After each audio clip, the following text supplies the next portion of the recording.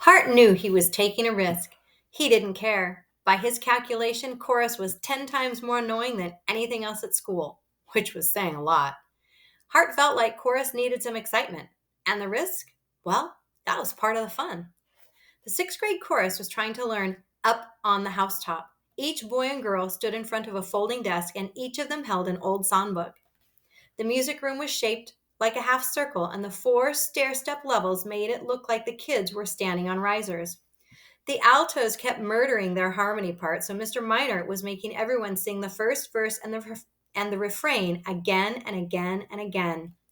Standing down at the front of the room behind an electric piano, he played the melody with his right hand, swung his left arm through the air to keep the rhythm, and sang out the alto part at the top of his lungs, trying to pound the notes into the heads of about 30 sixth grade girls. He kept having to push his dark hair up off his forehead. His brown eyes flashed warning after warning, and his face got redder and redder. Anyone could see that Mr. Minor was in no mood for messing around. Hart had chosen the classic number 16 rubber band for today's raid. Before stretching, a number 16 rubber band measures 1/16 of an inch thick and 2.5 inches from end to end. It had an effective range of about 20 feet. In the hands of an expert, a number 16 is almost silent and remarkably accurate. Hart stood at the left side of the room with most of the other boys. His voice was pretty deep, so he wasn't up in the front row, and that was good. Keeping his eyes on Mr. Minor, Hart pulled a fresh number 16 out of his front pocket. He looped one end around the top corner of the stiff cover of his music book. He stretched the rubber band back about 4 inches and then pressed it against the edge of the book with his index finger. He was loaded and ready.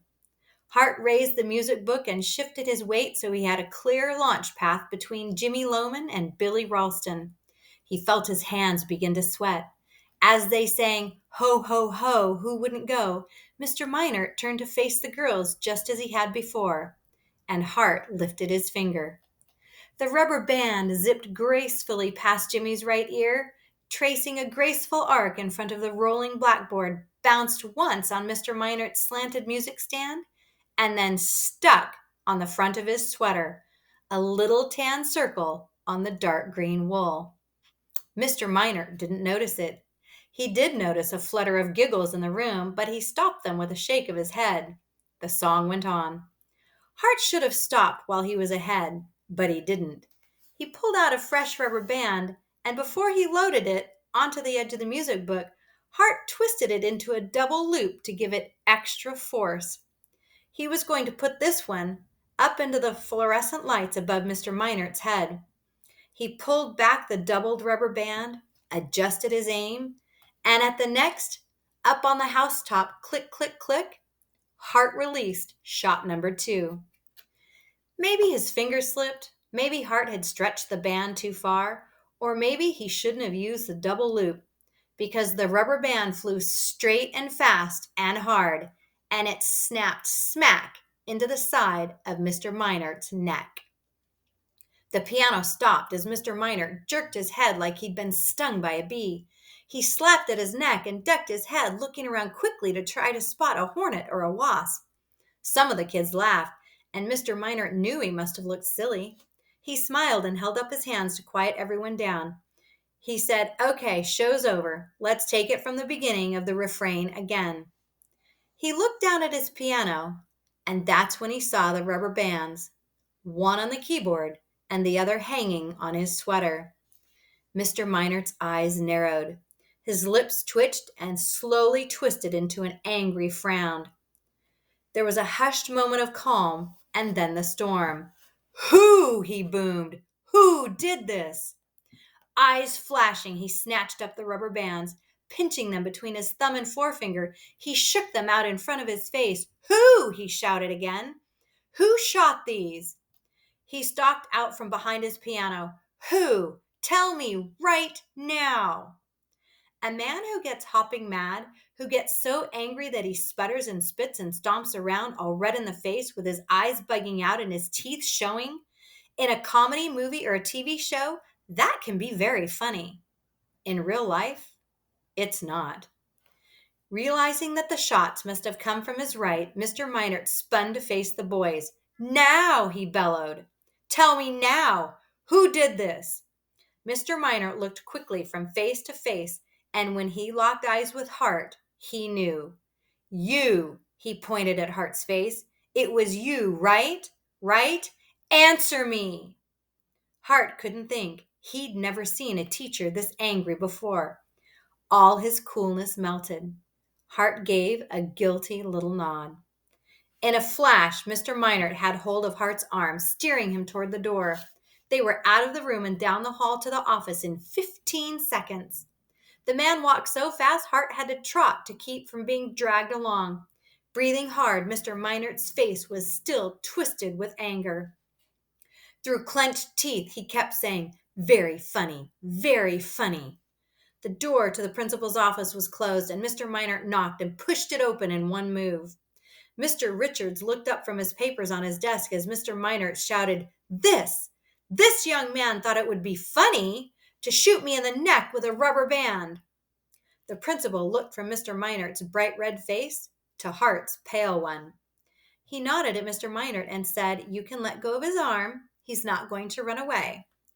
Mr. Minert dropped Hart's arm. Then he held up a rubber band and said, This is the one that hit me in the neck. Mr. Richards looked at Hart. Is that right, Hart? Did you shoot that rubber band? Hart gulped and found his voice. I did shoot it, but I wasn't aiming it at him, honest. And I'm sorry, I was aiming way above him at the lights, really. Oh, sure, said Mr. Minert, shouting again.